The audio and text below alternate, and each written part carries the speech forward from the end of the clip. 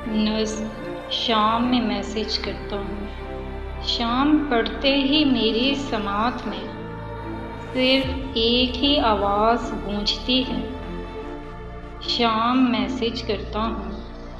कई शामें गुज़र गईं इसी इंतज़ार में बैठे, जब सूरज अपनी आँखें मूंदता है।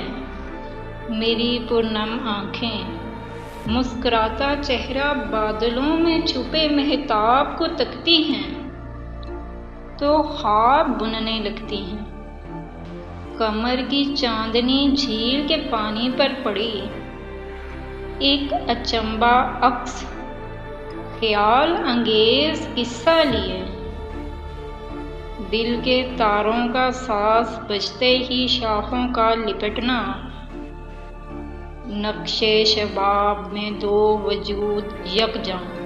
एक अनकही दुनिया में ख्वाब का चरखा शायद एक ही माह से चल रहा है या नहीं। जब से तुमने कहा है शाम में मैसेज करता हूँ।